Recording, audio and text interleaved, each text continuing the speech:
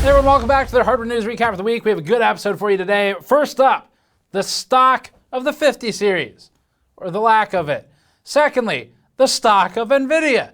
It fell 2.5 Nestles in value. Additionally, Intel Nova Lake getting some disclosures in one of the Intel earning calls, and also Ayaneo has yet another one of its devices. But this one's pretty cool. It has some modular controller elements so you can swap how the actual controller in the handheld gaming device is configured. And as another news story, Intel's new weirdly shaped IHS for some of its upcoming CPUs.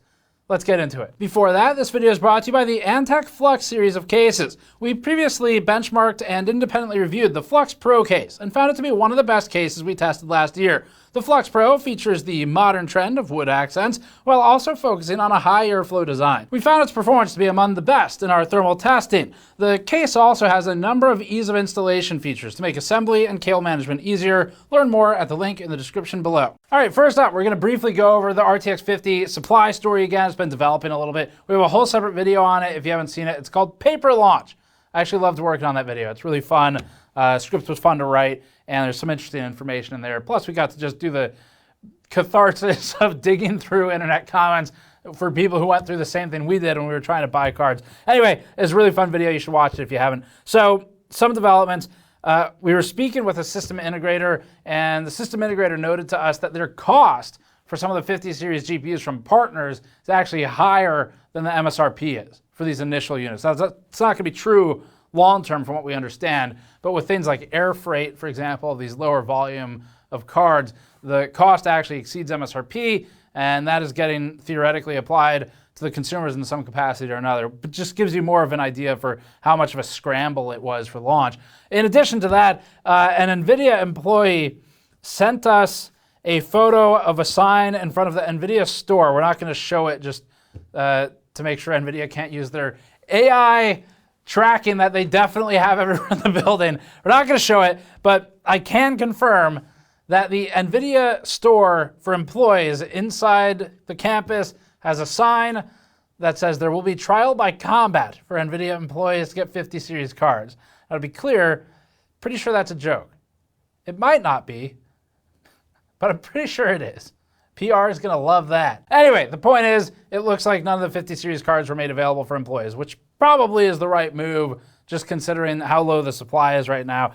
Additionally, we have the whole thing in the other video, but we're going to get into some updates here as well. So let's start with those. As for updates, Newegg confirmed this, quote, the RTX 50 series sold out entirely within 20 minutes, with most inventory being claimed in just 5 minutes, end quote. This was in a press release the morning after launch, highlighting just how quickly these cards went. In addition to the Newegg news, Wario64 posted on Twitter saying, quote, Newegg is sending emails out to valued Newegg customers for a chance to buy RTX 50 series GPUs on January 31st at 9 a.m. Pacific, which is, of course, in the past now. The email was titled, they say, exclusive limited time opportunity for RTX 50 series GPU. A GPU may or may not appear in the cart at the time listed, end quote. The user also included screenshots of the alleged email, which mentioned that there was no availability guaranteed, there would be no substitutions for things such as different models, brands, or variants, you get what you get, and that, quote, having the product in your cart does not reserve or guarantee it, end quote. Jeremy on our team has been a Newegg customer since around 2012, but somehow it didn't fit the qualifications as a, quote, valued Newegg customer. It's pretty unclear to us right now how the recipients for this email were chosen. I checked for some of my accounts as well, so we've got a couple that are aliased under different names, and then we've got a GN main account. None of them got these emails, so no idea. Don't know how the VIPs are chosen here. It doesn't appear to be based on any kind of tenure or longevity on the platform, because I think one of those accounts goes back to like the mid-2000s or something, and it wasn't chosen, so who knows? Newegg states, quote, customer selection for this opportunity was based on specific eligibility criteria, end quote. Okay, we have absolutely no idea what that means. We posed as a customer and asked the Newegg support team about the email promotion, again, from a consumer perspective. It verified this was a legitimate email campaign, so that's good, and it explained that these were sent out to, quote, VIP customers only, end quote. But it didn't provide any requirements or the criteria, and ultimately it just repeatedly told us to follow the Twitter page for information. As a separate piece of news on this, and as part of a new protest against bot scalpers, users have taken to eBay to scalp the scalpers, and they've set bot traps for the bots to be trapped by. Seems like some sort of Terminator thing at some point where we've got people going out bot hunting except it's on eBay and it's for 5090s. There's no Sarah Connor here. eBay users have been flooding the site with listings of so-called 5090s, most of the time for close to MSRP. Wow, what a good deal. And they often note to read the description in the title of the listing. In the descriptions, they clearly state things like this one, where it says, "Warning, human buyers do not purchase," end quote, along with a note clarifying, quote, "This listing exists purely for scalper bots that auto-purchase items without reading descriptions. If you are a real person, do not buy this item," end quote. Any unlucky purchasers would get a piece of paper with a 5090 printed on it. Technically, they're telling you that, and it's with the expectation that bots will fall for it. Now that's what we'd call a paper launch.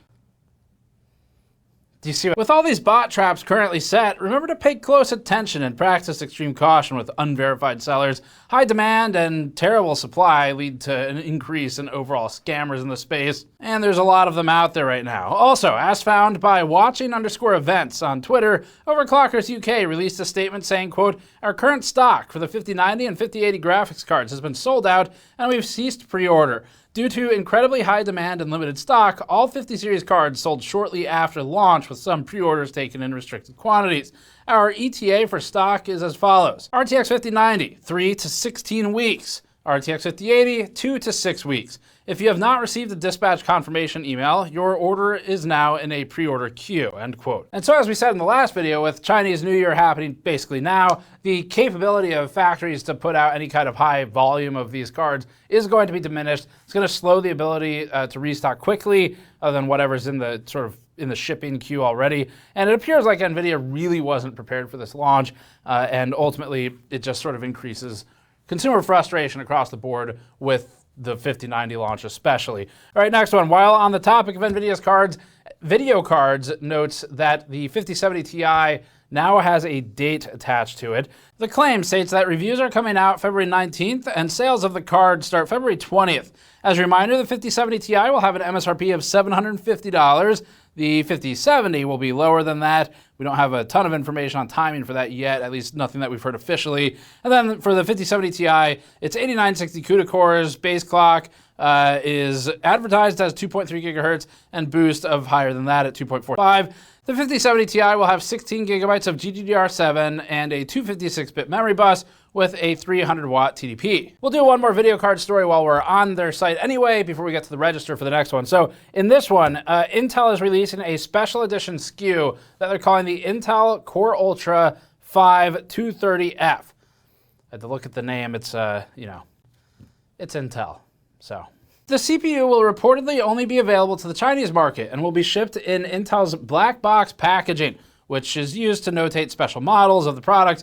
Intel has used this for a lot of things over the years, including their Extreme Series HEDT CPUs. So they've used it all the way up to the ultra high end for the $1,000+ CPUs and the old 18 cores, but then they've also got it for stuff like this. So this chip's unique IHS design, as seen in the image you're looking at now, is noticeably different from the currently available Arrow Lake processors. It features a weirdly shaped, almost deformed looking heat spreader. Maybe it got too hot and it melted. The protruding part of the IHS is stepped in height and appears to have a slightly smaller surface area, though it's hard to confirm that without one in hand. We already know that the product is legitimate because according to Intel's products page, the processor exists and it'll have 10 total cores at 6P and 4E cores. It also lists 22 megabytes of L2 and 24 megabytes of L3 cache on the Intel website with a 65-watt base power. The P cores will have a 3.4 gigahertz base, 5 gigahertz max advertised boost frequency, and the E cores will have a 2.9 gigahertz base and 4.4 gigahertz max advertised boost.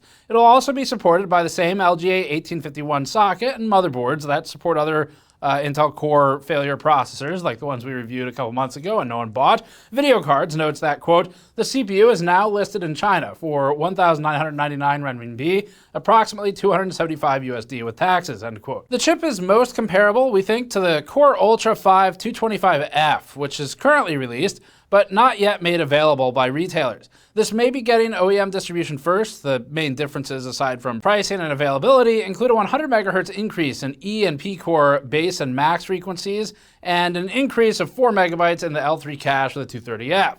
This picture, found via Tom's Hardware, which found it from retailer Taobao, showed a leaked Intel Core Ultra 5 225, which features the same weirdly shaped IHS design. It appears that this smaller IHS design, or at least what looks like one, may be what can be expected for Intel's lower-end chips appearing on SKUs lower than the 245. It's not really clear to us right now why specifically Intel would be choosing this weird IHS design for some of these lower-end CPUs. Our best guess at it would be that there's not really any meaningful performance impact for stuff that's lower power, and they probably it's just cheaper. I think that's probably really honestly as simple as it is for this.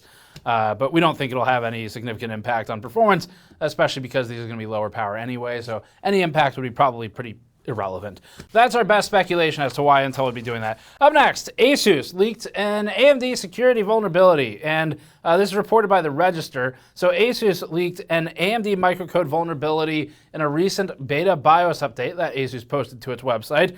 The BIOS update was posted by ASUS prior to AMD acknowledging the existence of the vulnerability, as far as we understand it. One of Google's Project Zero bug finders, Travis Ormandy, recently discovered notes about the AMD microcode vulnerability in an ASUS beta BIOS update, and then stated in a public mailing list, quote, "It looks like an OEM leaked the patch for a major upcoming CPU vulnerability, i.e. AMD microcode signature verification vulnerability," end quote, with a link to the BIOS and firmware page of ASUS's ROG Strix X870i gaming Wi-Fi motherboard. ASUS has since removed their note referencing the AMD microcode issue in question. Google's Project Zero team has found a number of major security vulnerabilities over the years. The team published documentation on exploits involving side-channel attacks back during the round of Spectre and Meltdown coverage. So if you've been around the industry for a little while and watching the coverage, you probably remember some of that. When questioned about the vulnerability, AMD told the Register this, quote, "AMD is aware of a newly reported processor vulnerability. Execution of the attack requires both local administrator-level access to the system and development and execution of malicious microcode.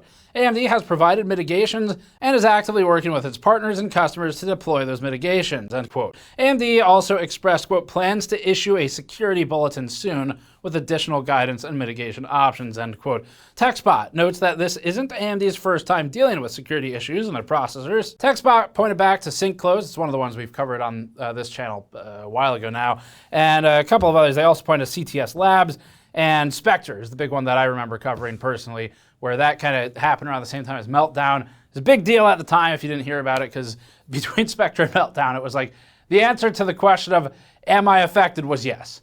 It pretty much didn't matter what CPU it was. I mean, unless you were on really ancient stuff, the answer was almost certainly yes. So that was a fun time. At the time of writing this, as far as we're aware, AMD hasn't disclosed the exact processors that this new vulnerability affects. They typically do that, so we'll get that information most likely. These companies, generally speaking, they are pretty good about publishing all that information. It just seems that this one wasn't on their normal timeline. It was ASUS got a little ahead. Up next, gaming handheld manufacturer and company that worries you'll forget it exists if it doesn't launch something this week. Ayaneo has the new Ayaneo 3 that it's announcing this week. This one is dubbed, quote, "the world's first modular handheld." We think any handheld is modular if you percussively maintain it enough. This handheld gaming device has the ability to modify controller layouts. It's actually pretty cool. It includes the physical location and set of inputs on the device. Uniquely, Ayaneo plans to sell 2 sets of the controller modules as separate purchases. These include what it calls a touchpad module and a fighting module set, in addition to the one that comes stock. The touchpad module predictably replaces analog sticks with touchpads instead, while the fighting module brings 6 buttons to replace the analog and 4 face button input module, and you can mix and match them however you see fit, from what we understand. Ayaneo's site does a good job demonstrating the 6 total modules. The controller modules don't need to stay in their respective set and can be mixed however the user chooses. As for the standard configuration, the Ayaneo 3 comes with the standard module controllers installed that feature dual analog sticks and a traditional D-pad on the left controller with standard face buttons on the right. So that's pretty familiar. The triggers and bumpers are also as expected. Ayaneo states that, quote, "all buttons can be set with any key value, supporting advanced settings such as combination keys, macro commands, and scripts," end quote.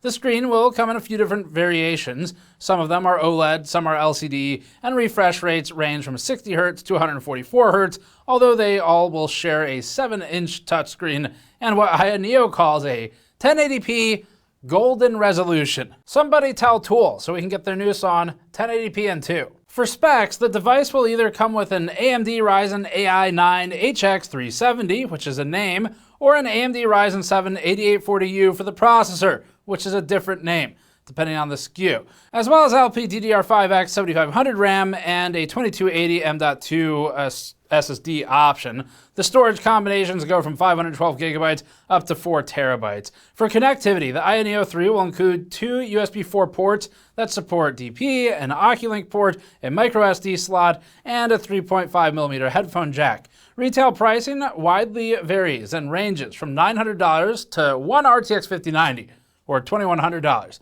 with the modular controller kit costing $140. Shipping is estimated to start April, and users who are interested can learn more on the Indiegogo page. The next one's fun. It's the Steam Brick mod. It was posted on GitHub while we're on the handheld topic. Made sense to talk about it. A modder known as Crastinator Pro successfully converted the Steam Deck into a much more compact piece of hardware that he's calling the Steam Brick. The mod was done because the Steam Deck didn't fit in the user's backpack. The modder decided to take out the Steam Deck's built-in controller and screen and replace the functionality of the screen, which is to be a screen, with a TV or AR glasses. Crastinator Pro started by tearing down the Steam Deck, removing the outer shell, the screen, the motherboard, and then using a rotary tool to cut off the sides of the main aluminum frame. He then reattached the main components, like the actual board itself, the fan, the battery, the RAM, the storage, of course. And after that, he 3D printed a new condensed shell for the internals, which included cutouts for a power button, a USB Type-C port, and some ventilation along the backside of the casing. Through these modifications, Crastinator Pro was able to get the Steam Brick down to nearly half the size of the original OLED Steam Deck that he started with, and it now weighs 474 grams. His GitHub page on the screen has more information. It's not meant to be a tutorial, but it is a fun project. NVIDIA had a hell of a week. The company experienced a record-setting drop of $589 billion in market cap. It was a big enough instantaneous drop that CEO Jensen Huang might have almost noticed.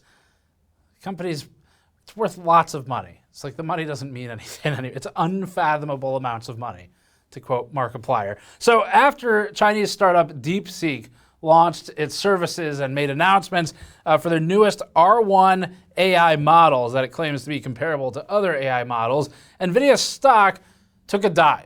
This announcement ultimately led to what appears to be panic selling from NVIDIA's shareholders. Interestingly enough, DeepSeek actually trains their LLMs on NVIDIA GPUs from what we've seen so far. The $589 billion decrease is over double the previous largest single-day market drop of any US company, which was also held by NVIDIA when it dropped $279 billion in September of 2024. After this new sharp decline, NVIDIA dropped into third place for largest US companies by market cap. For reference, the company Nestle, rated as the 52nd largest US company, depending on the day you look at the market cap listings, moves around, but Nestle stands at roughly $222 billion. So NVIDIA's decrease in a single day was worth over 2.5 Nestles. If you want to learn more arbitrary and probably completely pointless facts and comparisons about the stock market, which we're not experts in, you can subscribe to our newsletter, Arbitrary and Useless Facts About the Stock Market. Newsletter. For some additional perspective, Forbes, which probably does know something about the stock market, maybe, notes, quote, NVIDIA's nearly $600 billion market cap loss Monday is larger than the individual market losses of all but 13 American companies, more than the market cap of titans like health insurer, oh boy, United Health, oil giant ExxonMobil, and retailer Costco. What a great and flattering list to be a part of. It's the evil empire and Costco, which I'm going to group in with the evil empire because of the bagel history that I have with them. We'll talk about that one day. It'll be our biggest expose yet.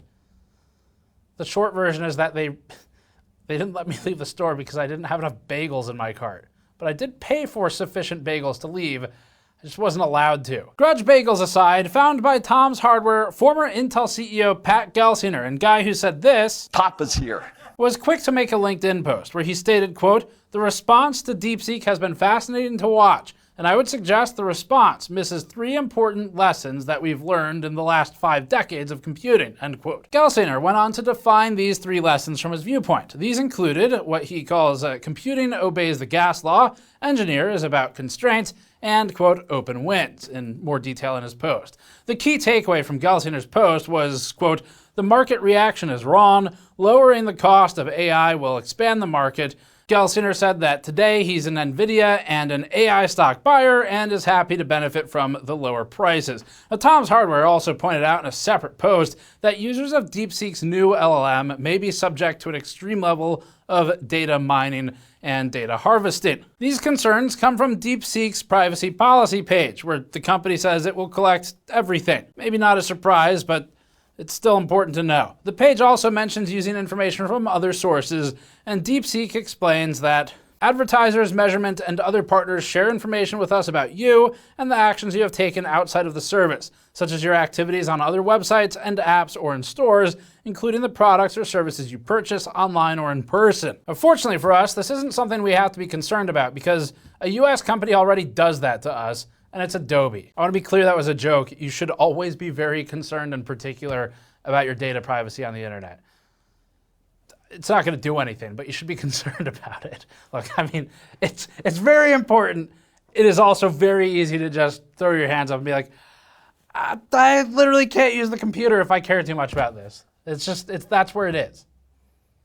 The in-person thing is pretty crazy, though. And also, Adobe will be in another story of ours. Maybe we'll put them together with the Costco story. One day it'll be Steve's story times about companies that have somehow screwed him over. All right, Intel announces Nova Lake for 2026. This was found by Tech PowerUp, and Intel's co-CEO, Michelle Johnston Holthouse, stated this. From an Intel earnings call, quote, 2026 is even more exciting from a client perspective as Panther Lake achieves meaningful volumes and we introduce our next generation client family codenamed Nova Lake, end quote. You always know it's gonna be a good year when in January, a company says that next year is going to be a good year. HXL, known hardware leaker, posted on Twitter saying, quote, Nova Lake configuration rumors. NVL-SK is 2x8 plus 16, NVL-HX is 1x8 plus 16, NVL-S and NVL-H are 4 plus 8, and NVL-U is 4 plus 0, end quote. It's not currently exactly clear if these configurations have hyperthreading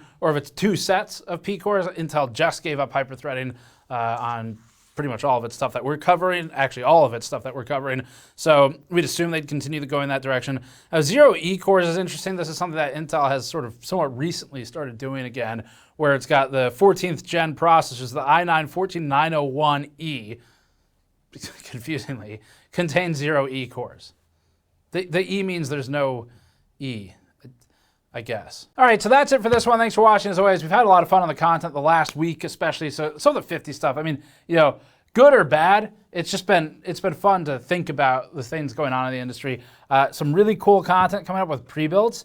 So we have a 9800X3D pre-built that we're finalizing the review for, and that was a fun one just because it's like AMD CPUs are still kind of rare in some of the pre-builds, especially for the high end, and so we really wanted to get one in because that's something we'd actually recommend buying a 9800X3D. So we're working on that. The GNCA channel, we actually just finished building the, I don't know if it's gonna be a temporary set or what, but the old wooden wall from back when we shot at the house, from my mom's old house, that's coming back. We hung that up and we got the old original hosting desk in position for that set. So I'm looking forward to that one. The first videos on that channel are gonna be introducing the RMA Rescue series, where it's kind of like what we've done here before, but basically when we are putting out information to try and bail people out of their actual defective products so we can undertake the warranty process and do testing. I really hope we can find some good ones because that would be encouraging. We kind of need that sometimes with the way the industry can often be. So anyway, that's it for this episode. Thanks for watching. As always, you can subscribe for more. Go to store.gamersnexus.net to help us out directly. Patreon.com/gamersnexus if you want to throw a few bucks our way. And we'll see you all next time.